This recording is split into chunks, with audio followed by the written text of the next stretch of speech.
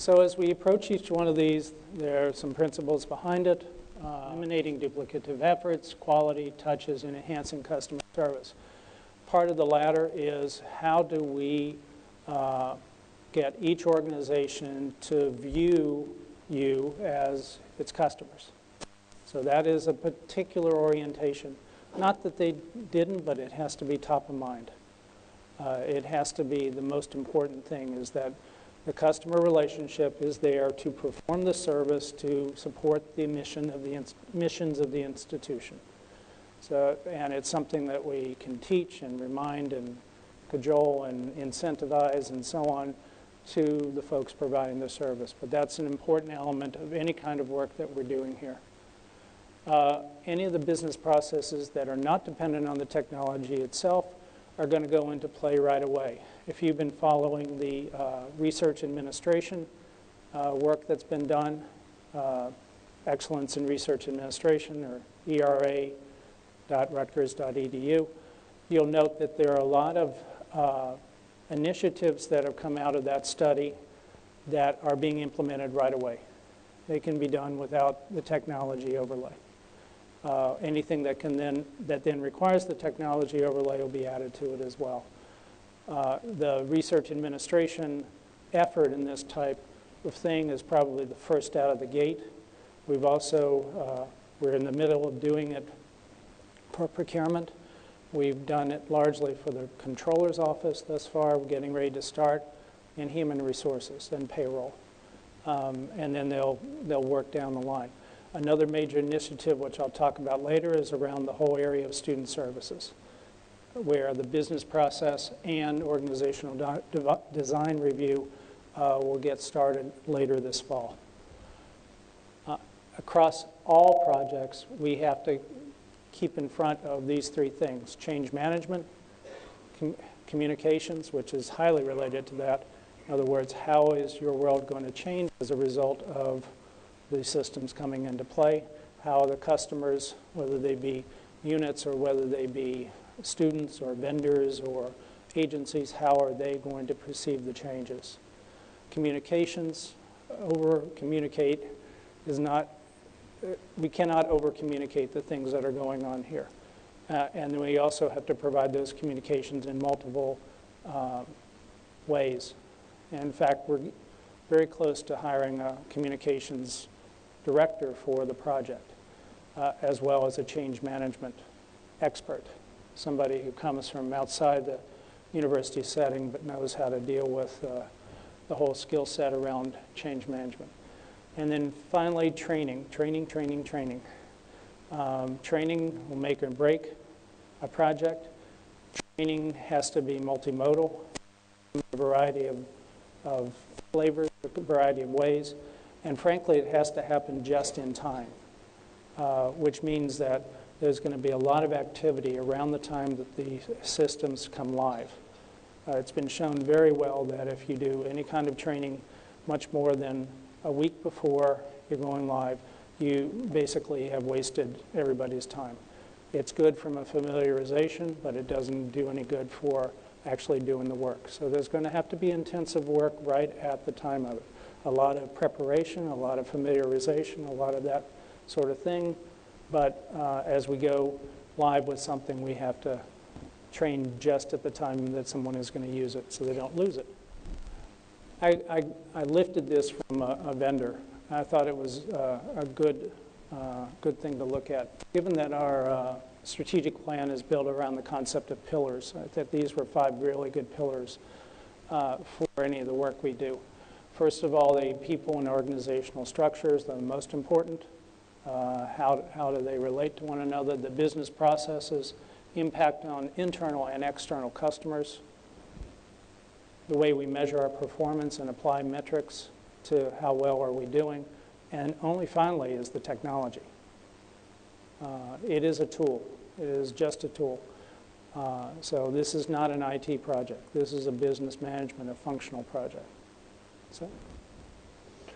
So I'm going to talk through the things that are in phase 1. That would indicate there are more phases, and if you've seen this before, you know there are 4 phases, and then there was a phase 0. The subsequent phases really are dealing with next year, next calendar year, probably the latter part of it, and going into 2017. These are the things that we expect to go live or to happen within the next 12 months. I'll talk about them briefly and then go over in detail. Financial management. So I mentioned that there was an organizational assessment done for the controller's office, and think also about when we're doing those things, we're putting together, in most cases, putting together two offices. We're putting together the one that was with UMD&J doing the same functions as the one that was done doing the work at Rutgers. So that is exactly what we're doing. Currently, those offices are physically separated, one at ASB on Bush campus, one at Liberty Plaza. Part of this initiative is also to bring these offices physically together. You've heard about 33 Knightsbridge. It's a facility we bought out in Piscataway where most of these offices are going to physically come together for the first time. We have already pulled together the procurement offices by squeezing everybody into Liberty Plaza, so they'll come over in total. But even they are now currently separated from accounts payable, which is in 2 locations.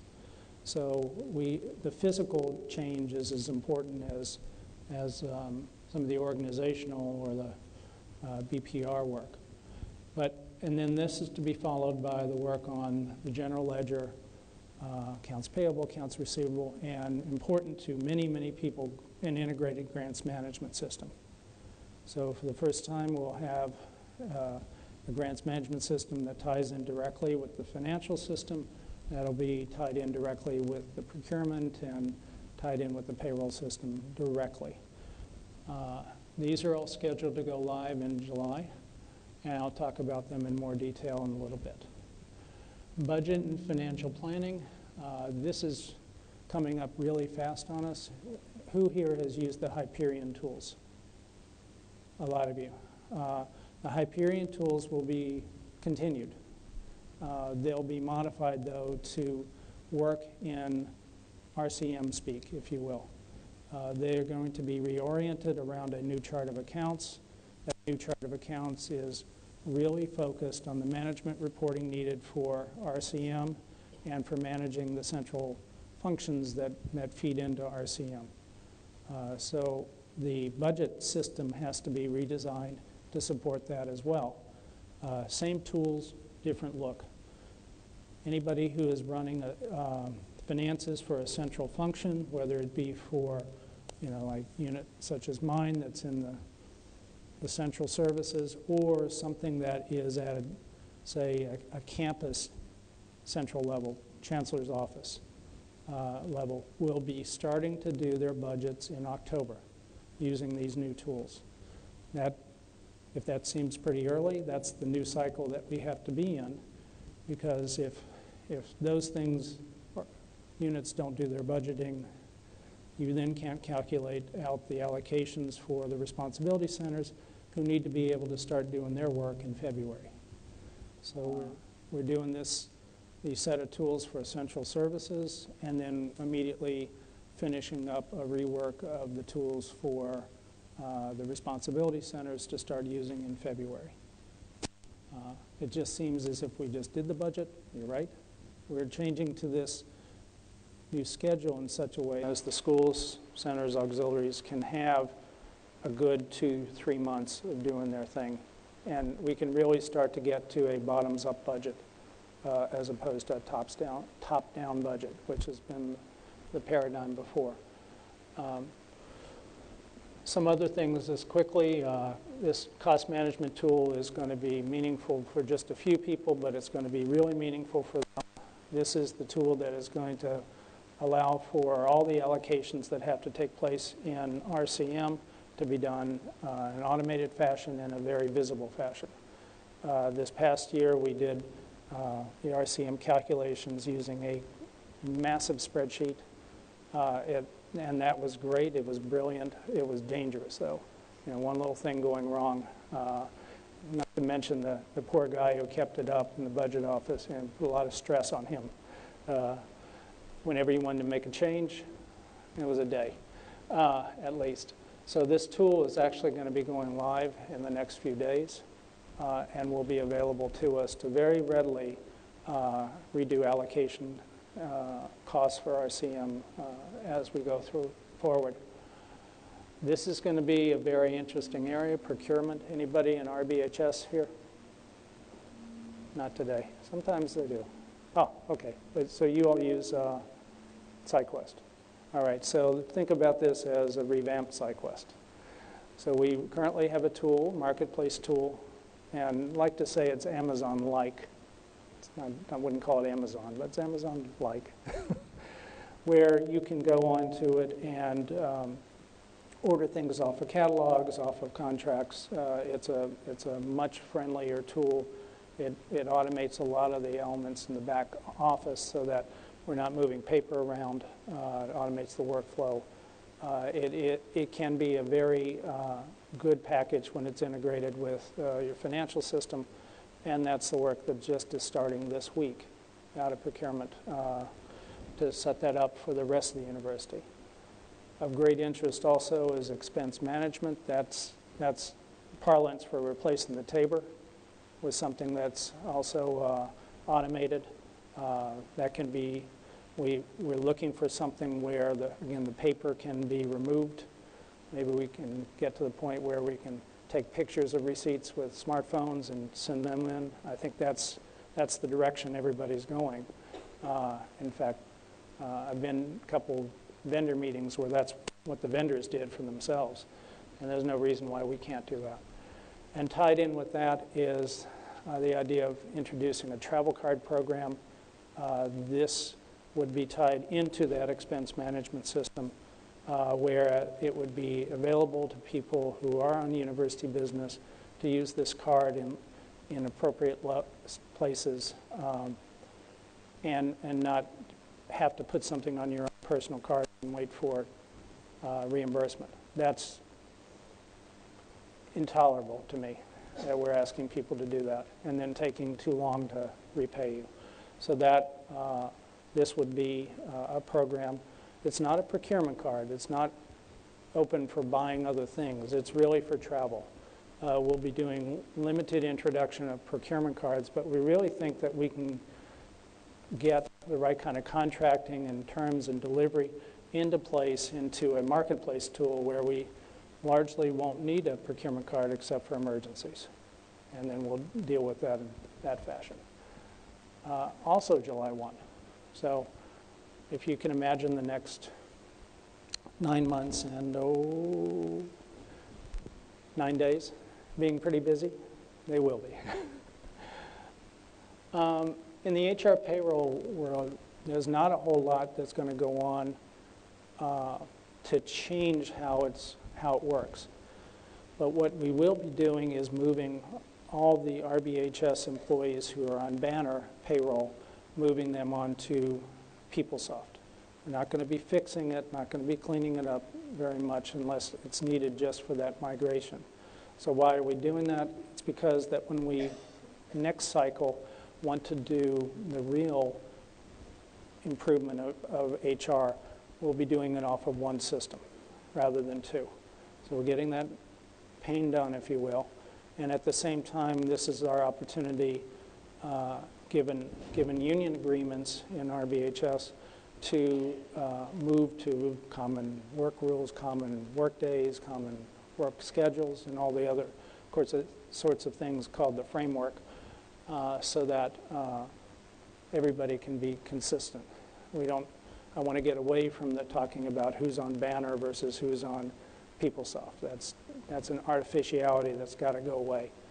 And this will also allow us to do things so that if somebody is working on a grant, for instance, that covers multiple units, that can be done without jumping between two different payroll systems.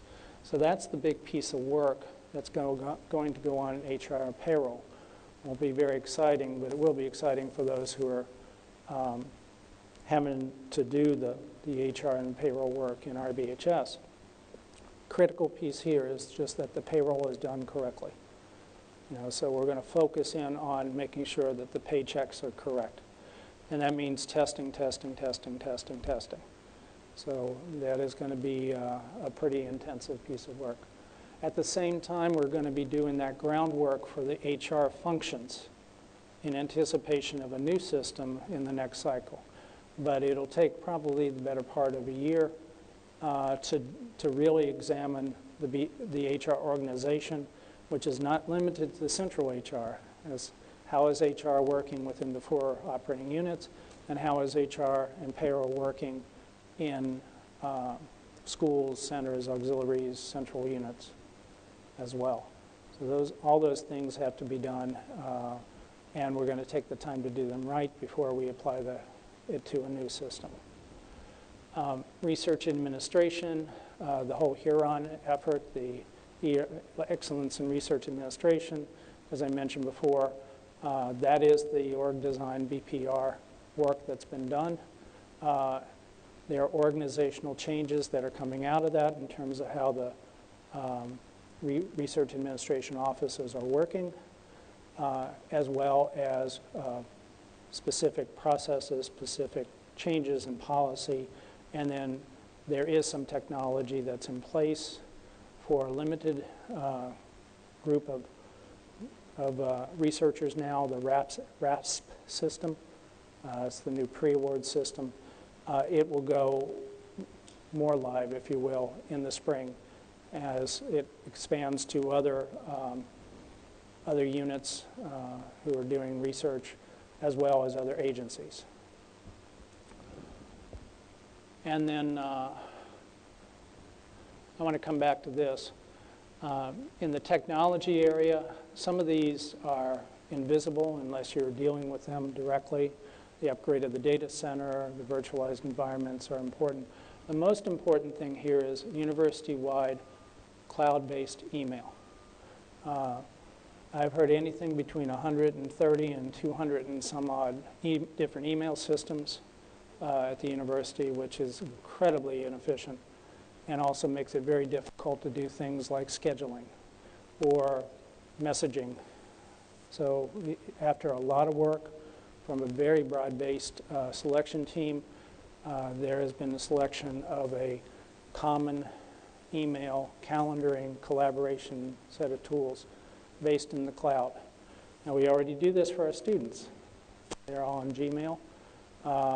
We are going with the Microsoft Office 365 cloud-based set of tools, and this is going to be starting up this fall with the goal that we have 75% of the units of the university converted over by next July, and then all of them by the end of calendar 2016.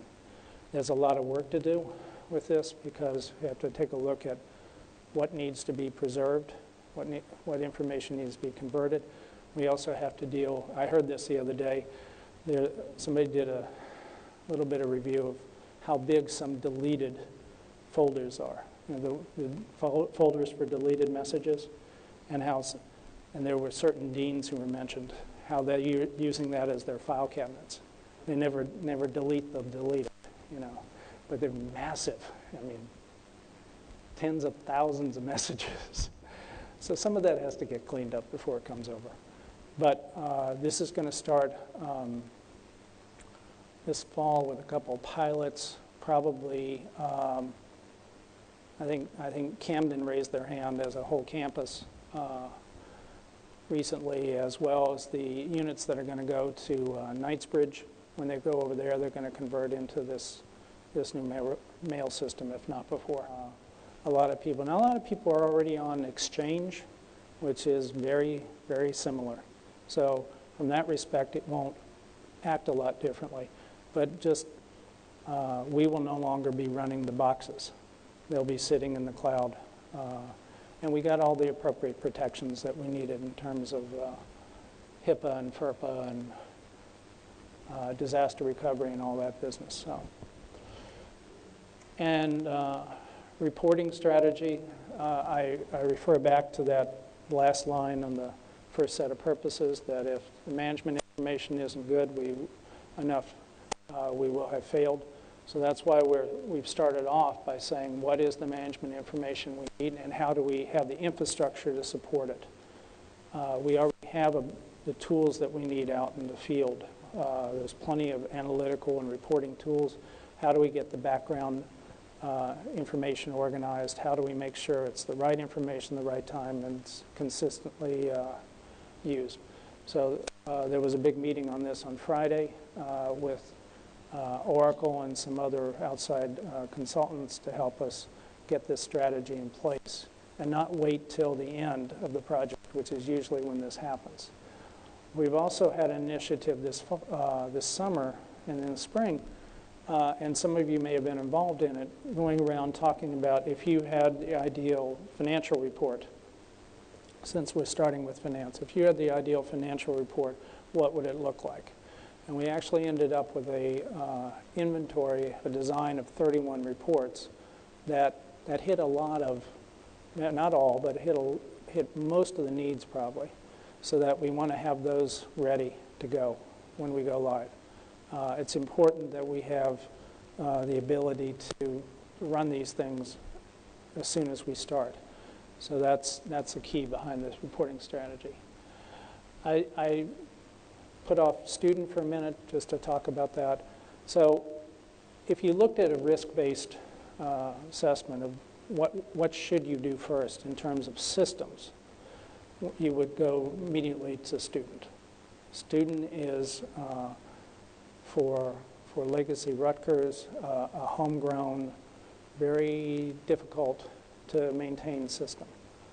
It's been customized like crazy, and it is always difficult when there is a new requirement or a new regulation or something that has to be designed into it for that to happen. So one would naturally go to that. But the problem is that in the student services that are supported by that, we have the greatest need for both organizational design and business process fixes. And this has been documented by an outside firm that helped us in terms of the strategy here. We need to make some fundamental decisions as a result of the reorganization of the university about what belongs where. What belongs in New Brunswick for the University of New Brunswick versus the University of Newark or Camden or RBHS, then what belongs centrally. Where is it a little of both? So that organizational review is going to start up soon and needs to happen first. Then the business processes between schools, between campuses, is dramatically different and all baked into this this software currently. And if we were to try to replicate it, we'd go crazy. We need to take a very hard look at that and really establish what is necessary and why is it necessary, and make some choices there. Because it's grown up over years and years and years of different good ideas, but they may no longer be the right ideas. So this is the place where we need the most work, even though we're at the greatest risk from a system perspective. And so we're expecting to take probably 2 years of business process and organizational review in all the different areas of student services before we commit to new software. So RFP went out on the street during the summer to start this in the areas of enrollment management, financial aid, registrar, and student accounts. So those are the first 4. We're down to 2 companies. There'll be a bake-off soon to pick the right company, and then they'll come in and help us work through that. And again, this is for every unit, in particular the 4 major operating units and then units within them. So there's a lot of work to do there. We haven't even bothered to do this system selection. I'd say that spring of 2016 may actually be put off because of all the work we need to do. There's a lot of things going on in this business. There's a company called Workday, which is really getting into student services systems. We have Banner now in RBHS. That company has changed its whole philosophy and has redirected resources towards student services. And then PeopleSoft from Oracle, which is the third major vendor, likewise is doing a lot of advanced thinking about this. So it behooves us to wait till the last minute to pick something, because the market itself is pushing these products and pushing these companies. And this is something where, you know, commercial package is essential, because we don't want to have to get into that trouble again in terms of the system. I want to just pause here if anybody has any questions thus far. There's a lot of stuff I threw at you, and I'm going to go into some more detail in a few minutes. Okay, you're just like the folks at Camden. You're much too easy on me. I had to pry questions out of them. So let's go on. So let me get into some detail of some things that are going on. Again, all these slides are available online. So there are probably 4 major efforts going on in financial management. And only the last one is the system part itself. The first one is establishing how do we do a monthly close review and financial reporting cycle. One of the things that I discovered when I got here, and actually took me a few months to realize this, is that the university, Rutgers, never closed its books except once a year for the year-end close, whereas UMDNJ closed in a very rigorous manner every month. Well, that's the right thing to do. If you want to be able to see where exactly you are and compare year to year to year, you have to have consistent closes. In addition to that, we are being asked more and more for high-level financial information, whether it be by the board or whether it be by outside rating agencies, and we need to be able to produce financial statements at a top level in a consistent fashion, usually after every quarter. So we've developed a process that that gets us to a consistent closing. Now, this will mostly affect central services. It'll affect some units more than others.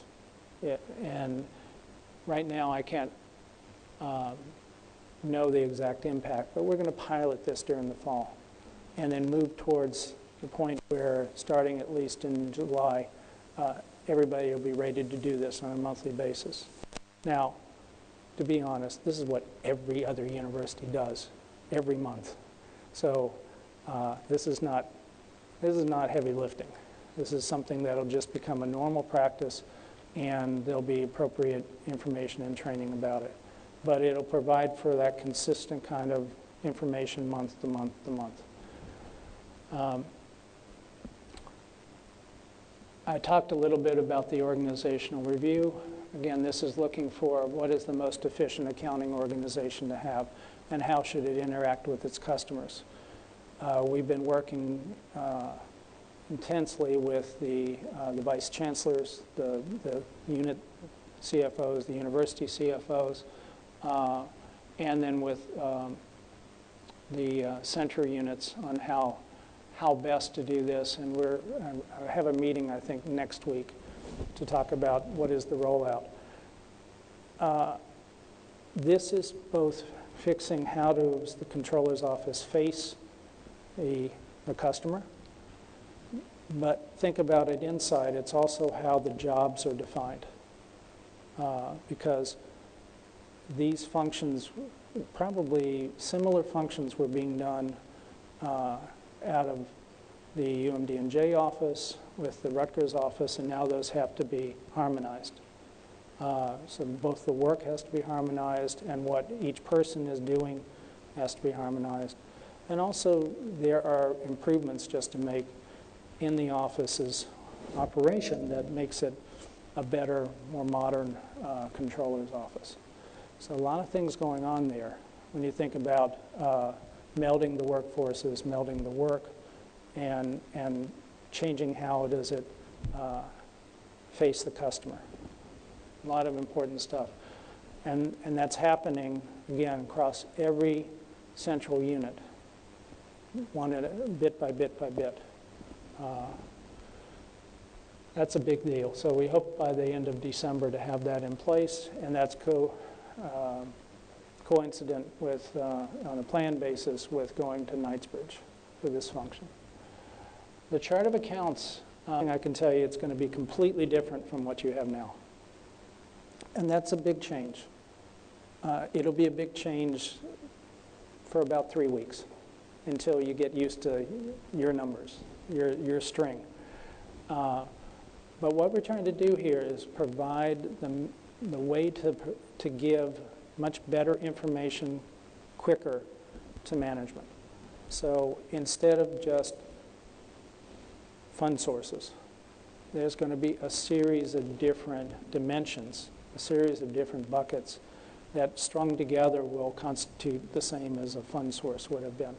So what does that mean? So for instance, it's going to really focus on responsibility center management. So the most important number out of the whole thing is the responsibility center. Then comes a thing called division, which is a hierarchy that's necessary to kind of break down within a responsibility center, how is it organized. And then finally this thing called an org. The org number gives us a good opportunity to harmonize some things across the university, or at least see some things across the university. So, as you know, we have 3 schools of arts and sciences. This gives us the opportunity to look across common departments on all 3 of those by using the same code, by using the same 4 digits. Likewise, between the 2 medical schools, it makes it really easy to remap the law schools into the single new school of law. So it gives us a lot of power, a lot of opportunity if we use it right. So we've been going through an intensive review of that, and we have to field test it again. It will start to come out. You'll start to see more about it, especially as we get towards the budgeting, either in the fall for cost centers or in the winter for responsibility centers, because the new budgeting will be in the new chart of accounts. And like with the what I talked about before in terms of employee migration, there will be one chart of accounts for the whole university, a common language, not a banner language and an Oracle language. There'll be a common new language. It's got some other things that are new into it, a thing called business line, where we're going to try to capture what is the function of a particular activity. Is it undergraduate education? Is it a professional degree? Is it an HR function within some kind of operating unit? It's got a lot of power in that, and it's largely mission driven. There is something called location. We have hundreds of off-campus locations that need tracking, this came out loud and clear. It was actually a surprise to me. I didn't anticipate as big a need for this as has been demonstrated when we've talked this one around for location. There'll be a whole new set of natural accounts, revenues and expenses, again, streamlining that, trying to clean it up. So this is a big thing, and I'll talk about it at a future meeting. But also, Steve DiPaolo will be coming around in many different venues to talk about the chart of accounts. But it's a big deal. It changes our entire language, but it also provides the direct hooks to do good management reporting. That's the whole purpose. It isn't intended to provide top-level financial reports, external financial reports, like a lot of charts of accounts are. It's really focused on management accounting. And we're pretty well done with the first pass of it, and we have to be for the budgeting to go on this fall by central units. But it'll be refined and refined and refined until the end of time. It's a living thing. And then we have to translate our existing chart to it. We have to translate the existing data to it, which is something we already have the capability of doing. And last but not least is the actual system. We have contracted with company Deloitte to partner with us on this implementation. They are on campus starting this week doing the work. It's pretty intensive what will happen between now and July. Other than that chart of accounts, will you see a big change? You'll see a big change in how the controller's office interacts with you, but probably less so here. Where most units impact most often with something like this, other than on a monthly report, is going, or looking up a transaction, is in grants management. And here you'll see, as I said before, the first integrated grants management system that we will have had. It'll be integrated with the chart. It'll be integrated with the reporting. There'll be a lot more information to come on that as the fall progresses. But it's a powerful tool that we can have. Questions here? Yeah. And we're going to use this because it's getting... Is this live? Okay. Good morning. Morning. Yeah, the question is about the reporting. Why this December date? Because December, our calendar in December is kind of like we're out early for the holiday. This? Yeah, the pilot. Oh, okay. When we say December, I mean the activity for the month of December. It's actually, it'll take place in January. In January. Yeah. Yeah. So it's the closing for the month of December. Thanks. That's confusing. I'll make a note of that. And the other reason to do that is that that's our first really good snapshot on the how are we doing this year in our operations. So the first serious set of financial projections for the Board of Governors comes off of the 6-month activity. That's when we'll do the best job there we can. Other questions? Being really easy on me. Is there a list of business units and when they're going to do their pilot close? Not yet. Yeah, I think it's being worked through. But I'll make a point to Steve to, communicate that around. There'll be a lot more than an email. There'll be meetings and discussions. There's a lot of stuff to go on there. Again, for most units, unless you're a central billing unit, it might not be as much. Some of the accruals that happen will happen automatically, but there'll be the need to get on a very rigorous schedule if it's a unit that's billing out. That's more of it than anything else, I would say. I talked a little bit about the budget and financial planning, and this is almost ready to go live for central functions. That's a scary thing. Some of these things are getting ready to start. But it's important because units like mine, I keep picking on Steve. He's had two different offices, one that was budgeted in Oracle, one that was budgeted in Banner, one that was budgeted in Oracle chart of accounts, one budgeted in Banner chart of accounts. And for the first time, those units will be doing one comprehensive budget, assuming that all the employees are on one payroll system starting in July. So that's a big deal. This says March 1st. That's hedging our bets in terms of when we go live with responsibility centers, largely dependent on waiting for the governor, the state governor in this case, to give his budget address so that we have some idea, although we never know until June, some idea where state appropriations will tend to be. So it's really going to be around when the governor puts forth that budget that we open up this.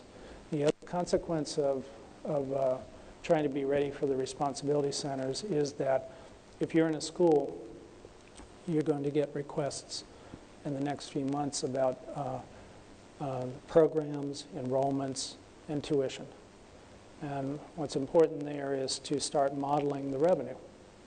If you're in a clinical operation, asked for that kind of information as well.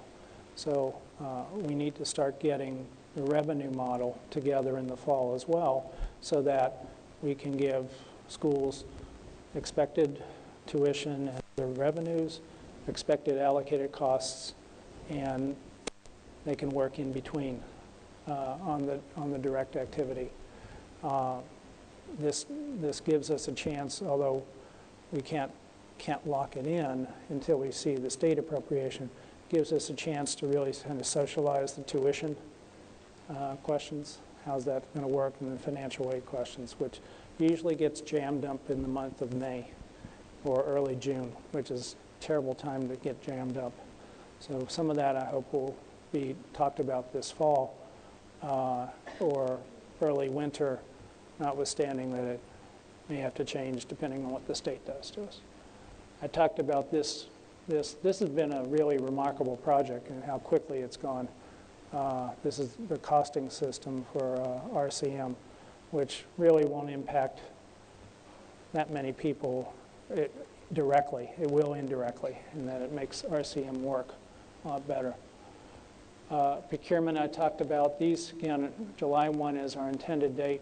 The most important is the procure to pay, and this is that marketplace. But it's also tying into it how do you pay the vendors, and it's tying into it other types of procurement things like contracting, like a new way of doing RFPs.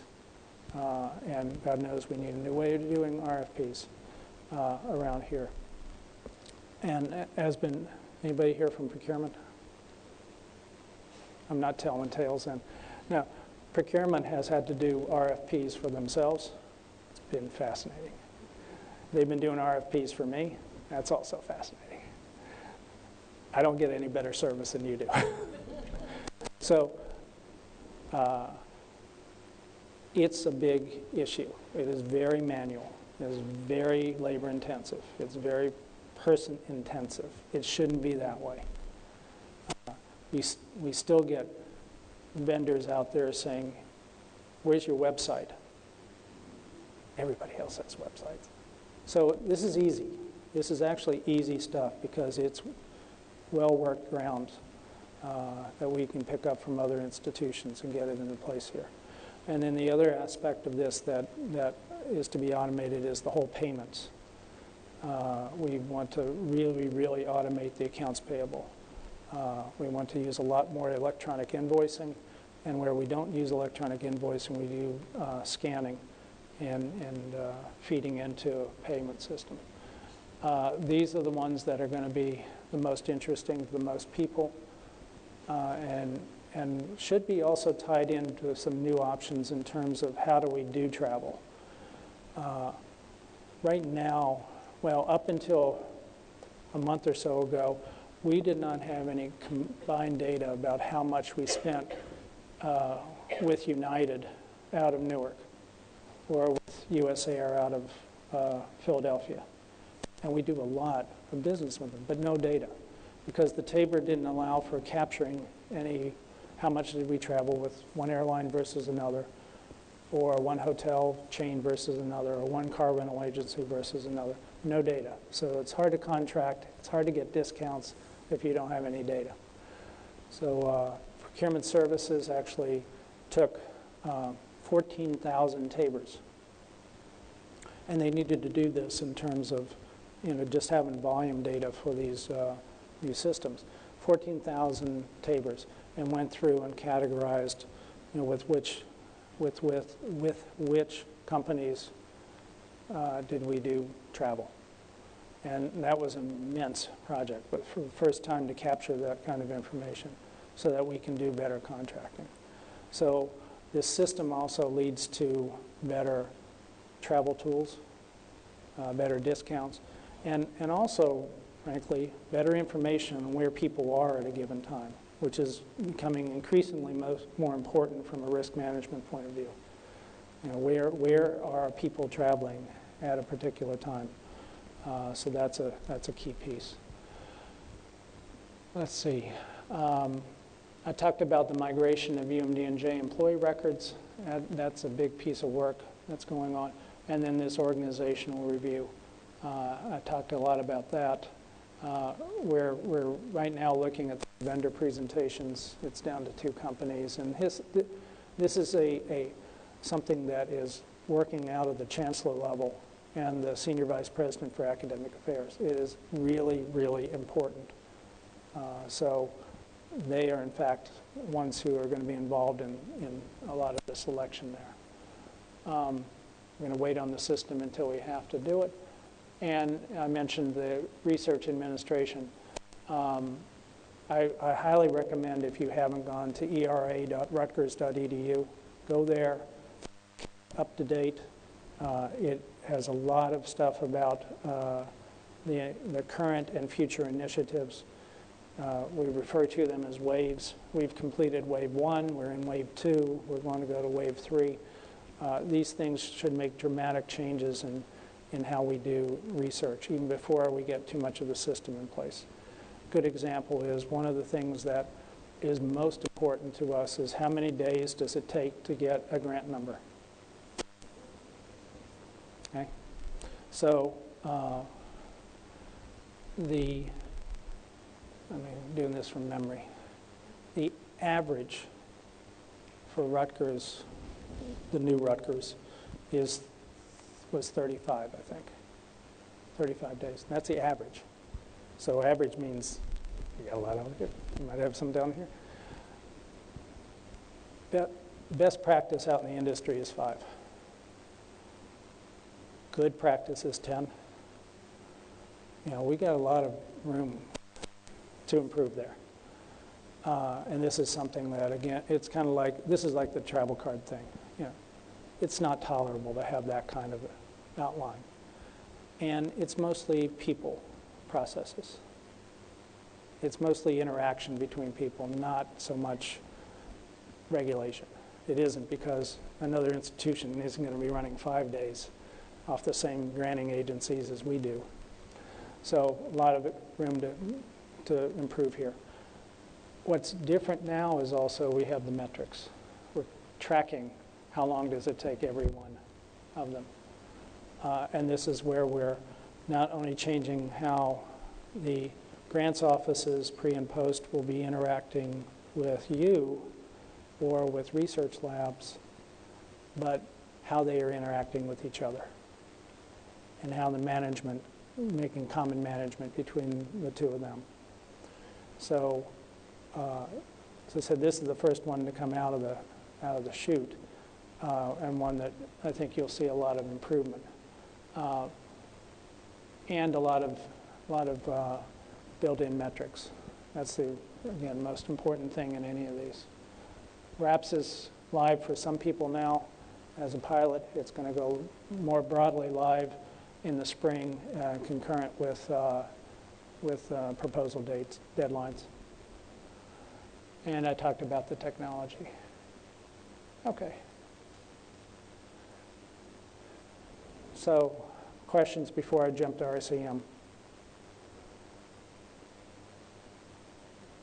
Yes. Thank you. It's about training. You've been talking about all this new system, Yeah. chart of account, but I didn't see anywhere for staff to be trained or time on training. Right. So training is going to be a critical stage in each one of these projects. And we're getting ready to hire a common training director to oversee a consistent way of doing it. It's going to be multimodal, meaning we have to have different types of training.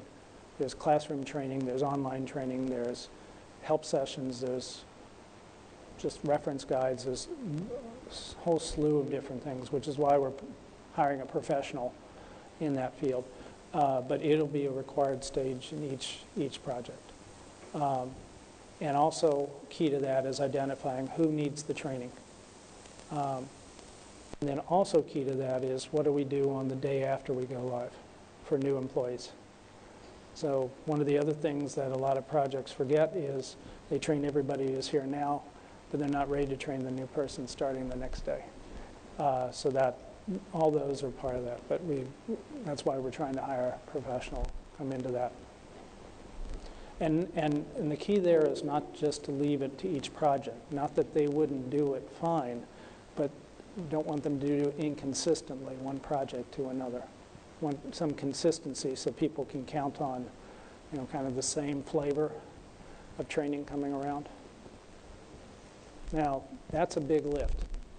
So you all got to help hold me accountable to that, that we do that appropriately. Anybody else? Yeah.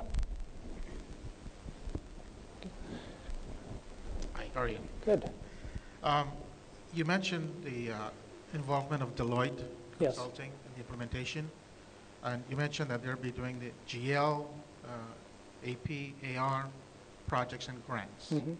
what's- With us. With Rutgers, right. The implementation date, I think up there was July 2016.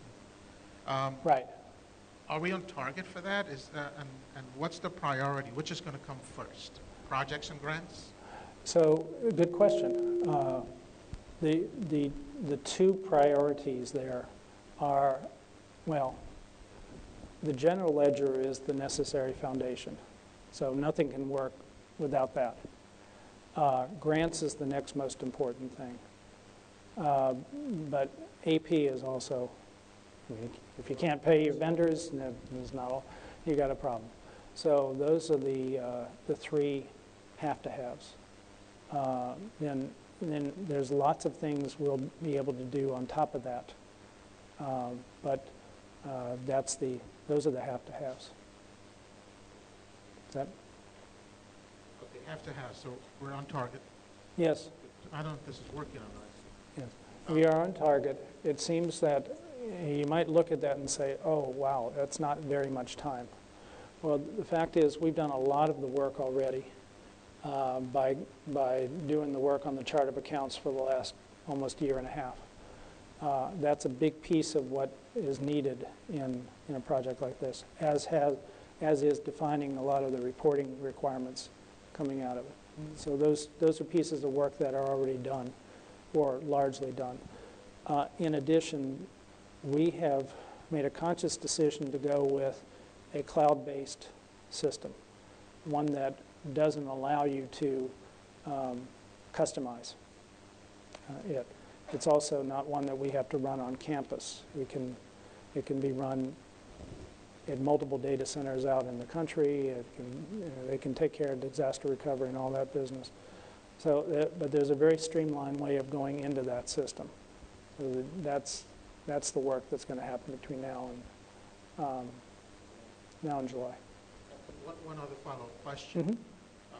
Regarding the migration of the Banner payroll Yeah. into PeopleSoft. Right. And one of your slides up there, you had that the business process review for the HR payroll function is going to take place in fall of 2016. But we're going to have the migration as of July 1.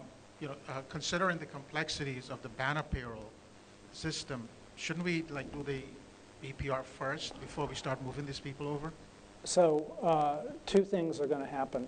One is that the work simply to bring the Banner payroll over to PeopleSoft. There is some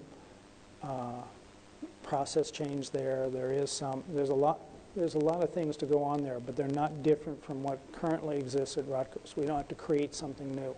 We have to translate it. We have to train on it. We have to change people's work if you're in RBHS, but we're not creating something new, and that is intentional. We don't want to have too many moving parts there. We simply want to get the payrolls moved over and paid correctly and be done in a consistent fashion, then do the improvements.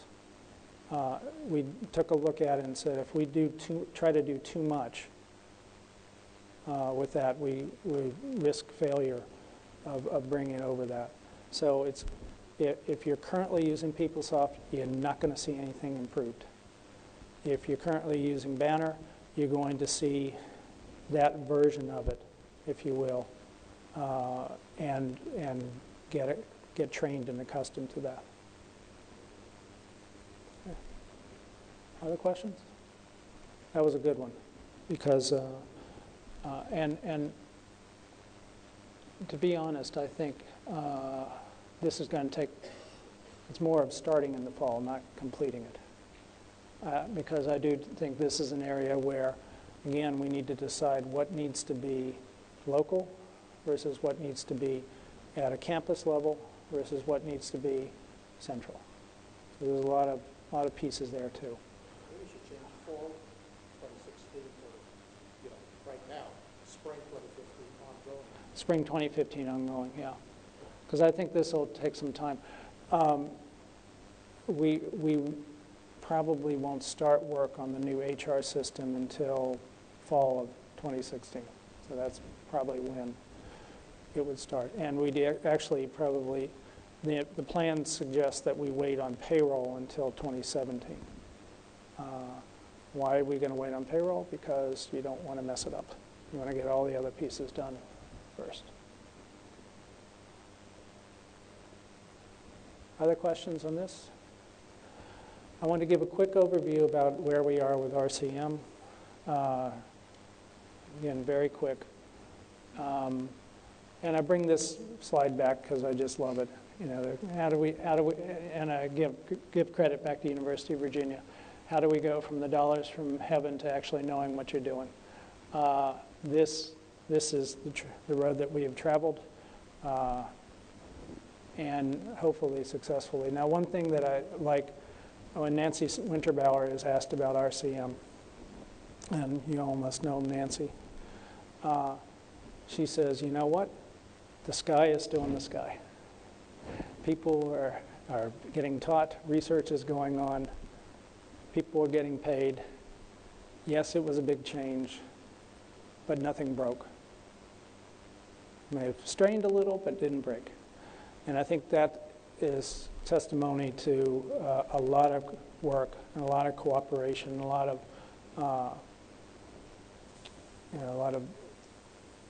things that we might have done right. We didn't do everything right. Things that we might have done right. I will say until I'm blue in the face, RCM is simply a tool. It does not take the place of management. In fact, it is only a tool for management. And it is only to provide information that already was in existence. So on July 1st, the place wasn't dramatically different in how it operated than it was on June 30th. The only difference is that we were counting it differently so that the academic leadership and administrative leadership could see the information more readily, see what it really costs. So the cost structure didn't change. No, we just saw it differently. Or, as I like to say, there were fewer black boxes where things go, the dollars from heaven part. So again, this is why we switched academics over economics. It's not driving the choices. It is simply providing information, economic information, so that choices can be made. I talk about the return on investment, and I always say it's in quotes because it is not just economic. It has to be mission driven. The economics can only be one part of it. The mission has to drive the decisions. It does focus on long-range strategic planning. As these tools become available to you, they're going to have an element to them that allow for multi-year planning on a much easier basis. But you really do have a better opportunity to look forward on RCM than in the old incremental fashion. It doesn't preclude things like the state coming along and giving us a 3.7% cut like they did, and then how to deal with it. But at least you can have some tools to model in a consistent fashion.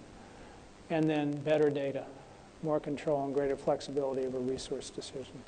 Better data. Both organizations had a lot of data and managed it not so well. It didn't, the key about management is turning data into information. We had a lot of data that was inconsistent or hard to manage and turn into information.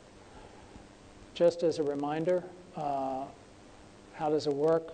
All the revenues associated with the responsibility center go to that center.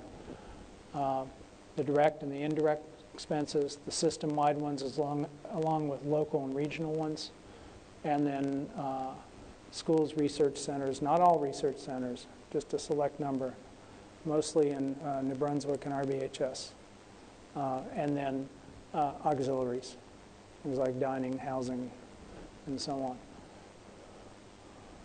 We are a little different from other institutions that have brought forth RCM in that we're doing it across, if you will, a mini system. And so we do have central costs, like mine, like payroll, like controller's office. But there are also local costs. So the bus system in New Brunswick is a local cost.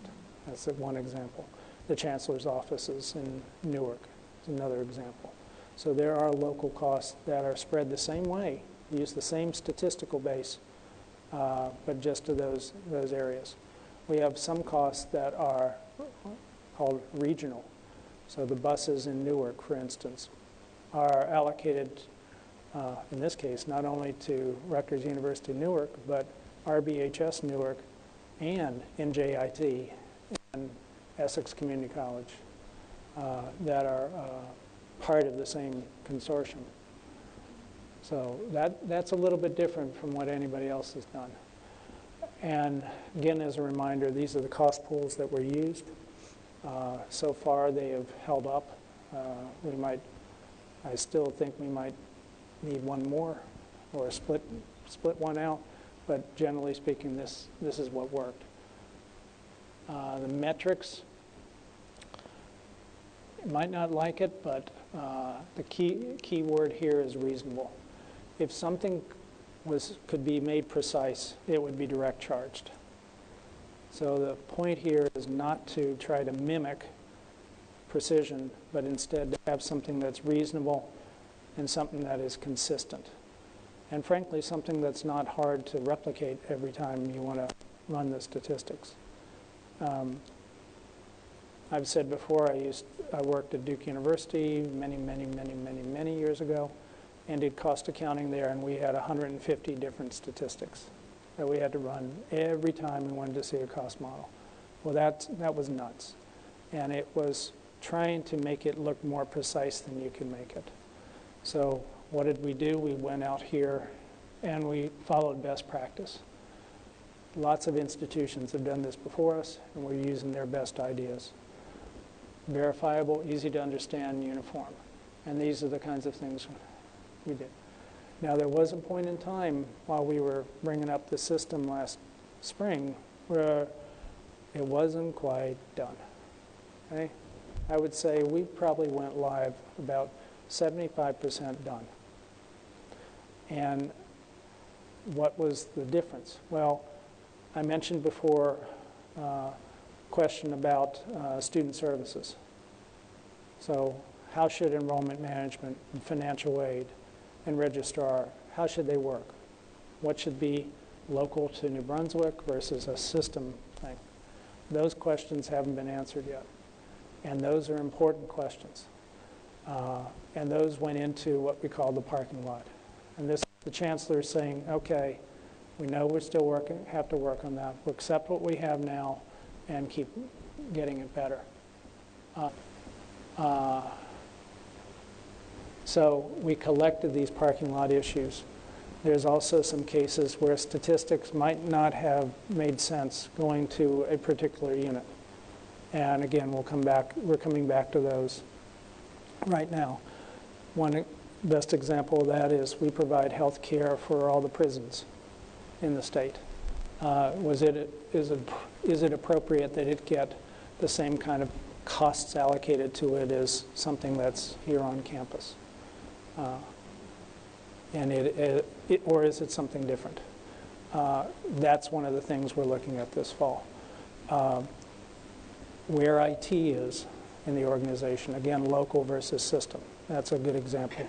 And in the case of IT, there's a lot that's school-based or a lot that's responsibility center-based, where getting close to the end of the, recruiting a new chief information officer, and that person knows that one of the first things that he or she has to do coming in, at least all the candidates have been told, is to look at that question.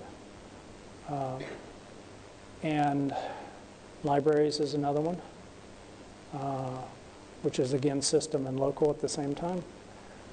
And there's something else I keep forgetting.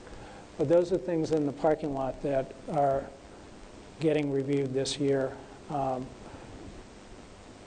And who decides? Well, the steering committee is the main one. It's the chancellors. It's the chancellor's CFO. It's myself.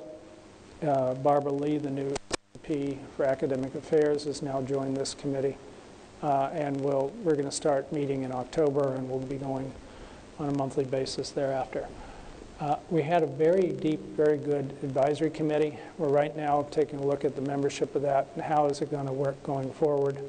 But the one that was in place to help us get the program started was great in terms of bringing up issues at a responsibility center level and working through most of them.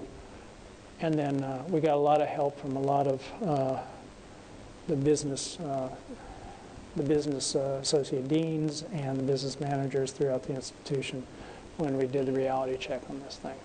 So as I said, it's never done. We got a significant step forward in understanding what the cost structure of the university really was. When everything was dumped into this pot called Central, you really couldn't see stuff. You couldn't really understand how stuff worked. And this model actually leaves very, very little central other than a service function. The president has a little money, strategic initiative money. That's one of the so-called taxes in the system.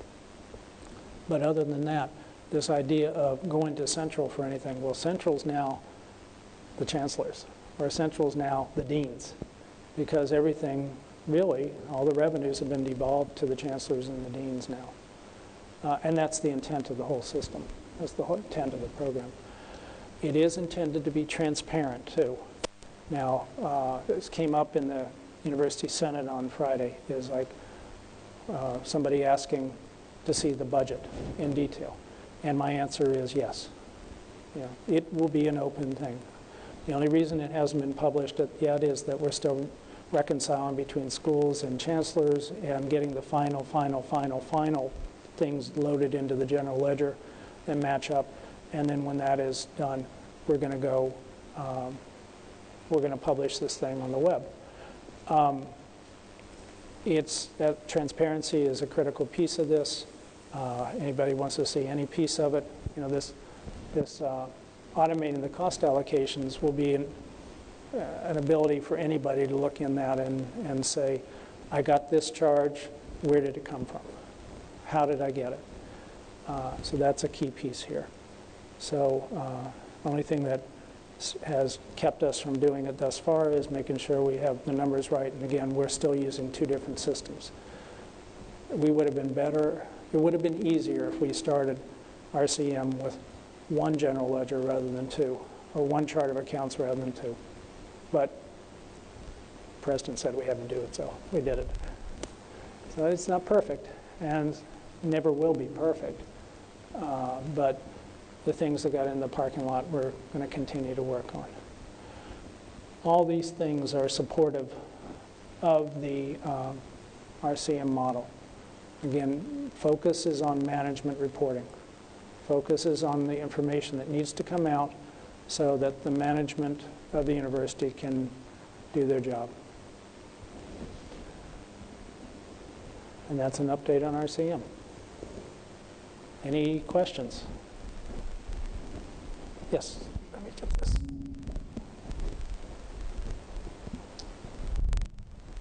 As a research group, Get a little closer. as a research group, Thank you. we're paying for central administration. So how has it been set up to control the costs from increasing for central administration when essentially it's just being passed down to the academic units? That's a really good question. Thank you.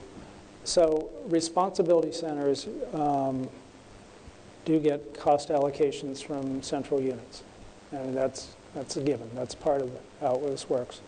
So what is the control on those central units? Well, the control is that we, as central unit providers like me, are responsible to the chancellors for, we're accountable to the chancellors for those costs. So if we want to do something new and different or dramatically bigger, frankly, they have to approve it. Ultimately, there will be, and we're just trying to figure out how to do this because we did it so quickly. Ultimately, there's going to be opportunity for responsibility center leaders to be part of the budget process itself. I'd like to do that this fall. I think we've got too many moving parts right now, so it's going to be the chancellors as, or the vice chancellors, the CFOs, as stand-in for that. But ultimately, we're going to have some other way of doing that. The president has required those of us who are providing that to come to do the following things. One is that we have to account for any significant change in what we do and have, in essence, approval for that. We have to develop statistics to show our relative efficiency of what we're doing. And I say relative because we may be starting at a place and wanting to get to another place through reorganization or through the systems or whatever, but we have to have those statistics available. We need to benchmark those statistics against other institutions or even groups outside of higher education. So that's and we have to be very, very clear what are the service levels. It maybe even to the point of having service level agreements with units. So accountability is on the central leaders to do this the right way. There will not be an opportunity to get out of control because the chancellors have the authority to stop it. Or better yet, what we do is have the interactive development of the budget with the vice chancellors, the CFOs being involved. But it is that will be a regular tension. It is in every one of these programs. The other thing you have to be careful of is, and this has happened to other institutions, is not to starve the central. Because if you do that, then you can just go the other way in terms of service. Or you can break a place by trying to starve it. So there has to be an equilibrium there somewhere. That's a good question. Now, I need to come back to you in 6 months and say, well, how did that work? I definitely need to come back to the deans and say, how did that work? Other questions? Let's follow up on the training question from earlier. You mentioned one of the challenges or considerations going forward is how to deal with new employees after the day of implementation.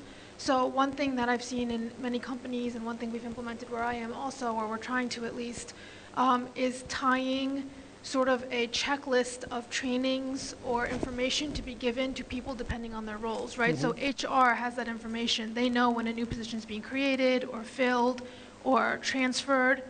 Are there any conversations on the table right now about tying training at the HR level when you're actually bringing new people to the university? Yes, very much so. And that also applies for people who are learning to use the new system. In fact, we will have something of kind of a certification. You go through these steps before you get your credentials. So it goes both directions. We have to provide a curriculum, we have to provide a checklist, and then someone coming in has to, in essence, pass it before they get entry into the system. We intend to do that with each new system coming up. And how it's going to be done, more to come on that. But that's the intent. Anybody have questions about anything else here? Doesn't have to be these two things. I appreciate your time. I appreciate you being here. I would also appreciate any feedback as we go along. As you know, or as you may know, I do this every month. I rotate around the different campuses.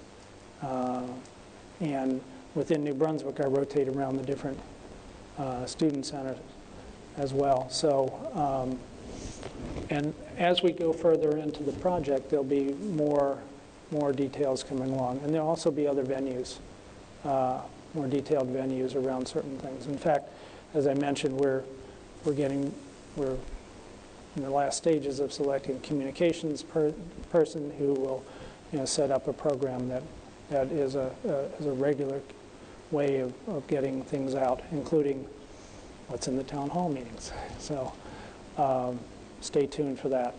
And as I mentioned to the project executive the other day, and we've been working like crazy all summer. It's been absolutely insane, both getting the contracting for the software done, getting the RFPs out, getting all this.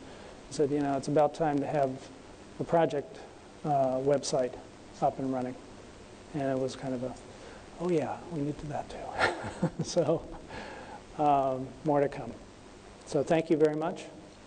Have a great rest of the day. Appreciate you being here.